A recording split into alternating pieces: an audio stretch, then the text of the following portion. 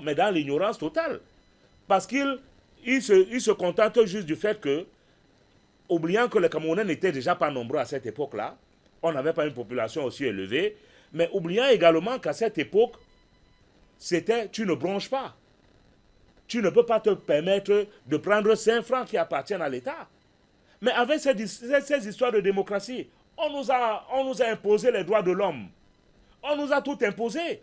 Et ce qui permet des dérives énormes dans nos différents pays. Le problème, est-ce que le problème, c'est justement la protection des droits de l'homme ou alors ce non-respect de ces droits de l'homme par certains dirigeants? Le non-respect des droits de l'homme, à un moment donné, s'impose. Le droit à la vie, vous êtes de ce monde. Moi, je vais vous dire une chose. Hein. Il y a peut-être 10 ans aujourd'hui, je le disais sur ces plateaux d'Afrique Média. À une époque, père à son nom, Belling et Boutou vivait. Je le disais sur ce plateau. Je disais, je suppliais le président de la République, son Excellence Paul Biya, de prendre, à l'époque, père à son nom, Belling et Boutou était directeur du cabinet civil du président de la République. Je suppliais le président Paul Biya, je l'interpellais en lui demandant de prendre, comme on a signé les accords de droits de l'homme, qu'il prenne Belling et Boutou et qu'il prenne 10 ministres.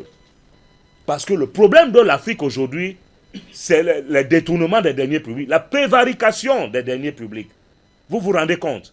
Et les droits de l'homme nous imposent de ne plus prendre les gens, alors qu'à l'époque, il y avait les prisons à Tcholiré, il y avait les Yoko, où quand on vous envoyait de ce côté-là, vos familles faisaient déjà le deuil. Parce que vous avez touché à la chose publique. Et on n'avait pas de droits de l'homme à cette époque. Justement, c'était la belle époque de l'Afrique. Il y avait un encadrement des textes, il y avait un encadrement de la vie. Il y avait justement un encadrement de la vie, mais il n'y avait pas d'encadrement pour les prévaricateurs de la fortune publique. Parce que la fortune publique appartient à tout le monde. À tous les Camerounais et à tous les Africains, à tous les Africains dans leurs différents pays. Aujourd'hui, on nous a imposé la démocratie, on nous a imposé le multipartisme et on nous a donné les droits de l'homme. Ce qui nous conduit à la dérive. Quel est le pays africain qui peut se développer avec ces mécanismes? C'est impossible. La preuve en est qu'en quelques temps seulement, nous voyons ce que le Mali, le Burkina Faso et le Niger nous présentent comme visage, comme outil de développement. Mais vous êtes en train de nous faire comprendre donc que le cas Niger, Burkina Faso, Mali constitue ou bien sont le reflet de l'Afrique antique. Moi, je préfère... De l'Afrique antique, je reprends vos mots, de l'Afrique antique. Oui. Donc, c'est dit que ces 3 dirigeants à la tête de ces 3 pays ne sont pas dans la voie, justement, du respect des droits de l'homme, ne sont pas dans la voie de l'encadrement de la vie en société, sont dans une dérive totale. Vous savez... Puisqu'ils sont plutôt dans la protection de nos droits, dans la libération, la réaffirmation de la souveraineté de ces États. Est-ce que réaffirmation de la souveraineté de ces États ne voudrait pas dire qu'on reconnaisse que ces peuples africains, notamment du Burkina Faso, du Mali et du Niger, ont une origine, ont une histoire et peuvent parler d'une seule voix que de recourir à l'intervention de puissances occidentales? Vous savez, tout cela... Tout ce que vous avez cité là rejoint une seule chose. C'est-à-dire, pour moi, en ce qui me concerne, j'aimerais vous dire, dans ces pays-là aujourd'hui, on ne parle plus de prévarication, on ne parle plus de détournement. On ne parle plus de toucher à la fortune, à la chose qui appartient à tout le monde. La gestion étatique. Mais, madame, revenons sur terre. Prenons le cas de notre pays, le Cameroun. On arrête un ministre pour détournement des deniers publics, on l'envoie en prison, mais on a arrêté le prédécesseur pour détournement public, on l'envoie en prison, mais celui qui arrive vaut même 3 fois, voire 4 fois. C'est quoi? C'est les droits de l'homme.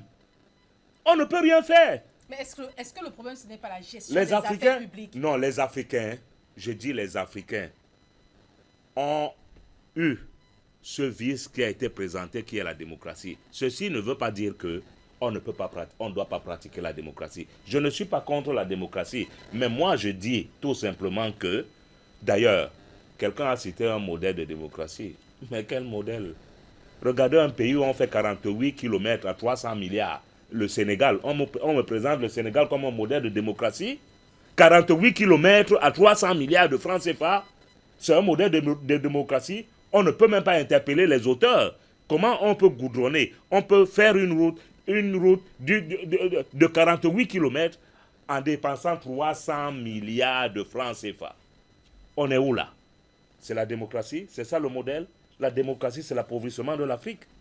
Donc pour moi, je tiens à dire, je ne suis pas surpris, pour rejoindre votre question et rentrer dans le contexte ivoirien. Je dis, le chien ne change, c'est eux-mêmes qui le disent. Le chien ne changera jamais sa manière de s'asseoir. Comment Ouattara est arrivé au pouvoir? Comment pensez-vous, comment peut-on imaginer un seul instant? Depuis combien d'années Laurent Gbagbo est sorti?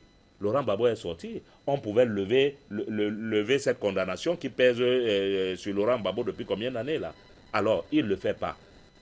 Déjà, il brigue un 4e mandat que la Constitution ne lui donne pas. Il le fait. Alors, pardon. Alors, comment peut-on se mettre à la place de Ouattara qui, automatiquement, a beaucoup de choses qui lui sont reprochées par les opposants ivoiriens? Les 5 là, ou même les 70 là, ils sont peu. Mais les Ivoiriens, dans leur majorité, ont beaucoup de choses à réclamer à Ouattara. Et beaucoup. On nous présente un taux de croissance. Les Ivoiriens ne s'en sortent pas. La Côte d'Ivoire ne peut pas s'en sortir. Non. Et je dis, c'est le gouffre dans lequel on est en train de plonger les Africains avec cette histoire de Ouattara, de taux de croissance. Quand il partira, quand il va falloir que les Ivoiriens se réveillent et constatent le degré de surendettement de la Côte d'Ivoire, il se fera trop tard. Je pense, j'ai bien peur, sachant que la Côte d'Ivoire a déjà traversé cette période-là, mais j'ai bien peur pour eux. Pour dire que, en guise de conclusion, moi je dis, la démocratie, ce n'est que normal que Ouattara puisse écarter. C'est clair, c'est un jeu. La politique reste un jeu.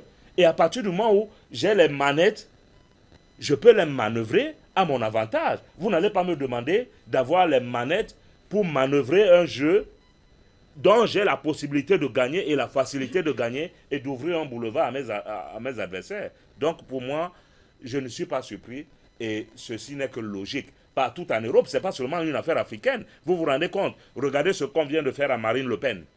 Avec cette suspension, avec cette épée de Damoclès qui pèse sur sa tête. Ce n'est pas une histoire africaine, hein? C'est une histoire de tout le monde entier. Même comme en Occident, on a tendance à nous dire que la démocratie occidentale est mieux, il y a ceci, il y a des libertés, il y a des droits. Mais regardez ce qu'on est en train de faire de Marine Le Pen. Alors, ce n'est pas une leçon, ce n'est pas une preuve. Alors, on va